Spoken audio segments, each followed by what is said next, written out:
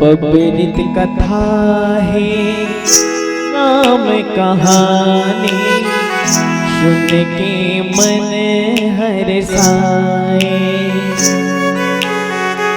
सारे छुपे वे जिंदगी तन मन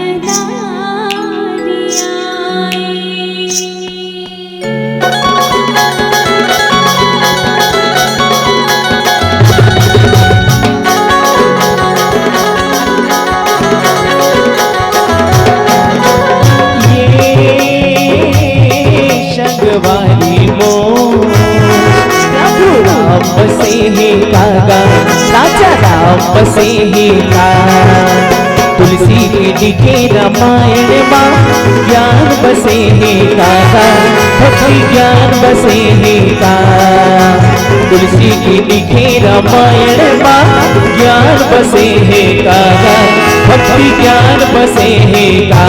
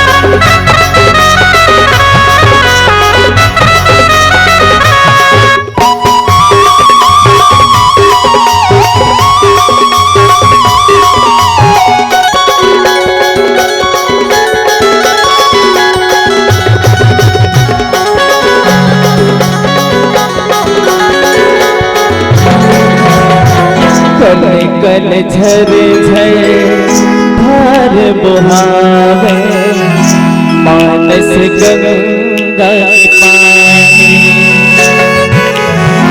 डुबकी लगाने निर्मल होई, तन मन तोरे जिंदगानी।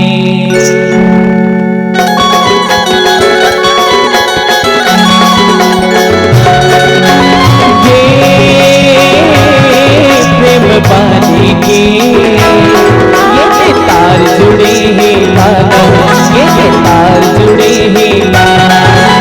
मन के ये जिंदगानी के आधार जुड़े हैं लाला, आधार जुड़े हैं लाला। मन के ये जिंदगानी के आधार जुड़े हैं लाला, आधार जुड़े हैं लाला।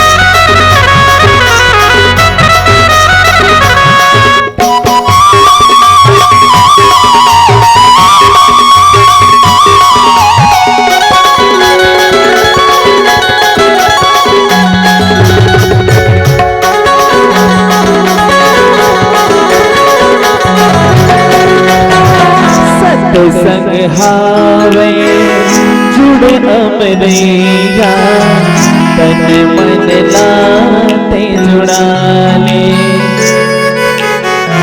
जिंदगी में सुख दुख लगी बहेली, राम की गुणे ते गाने।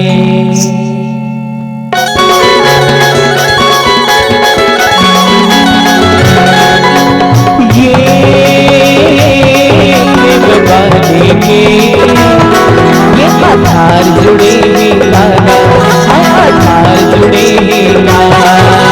तुलसी के लिखे रामायण माँ परान बसे ही लाला, परान बसे ही लाला। तुलसी के लिखे रामायण माँ परान बसे हे काका, ऐ परान बसे हे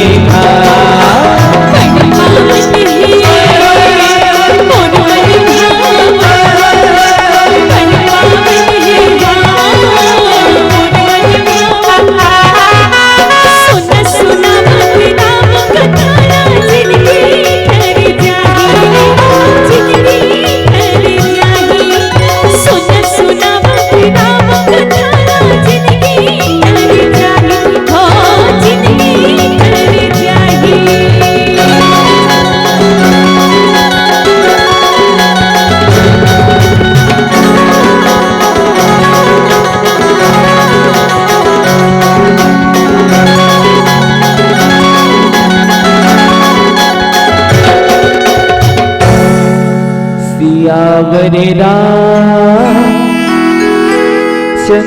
की जय।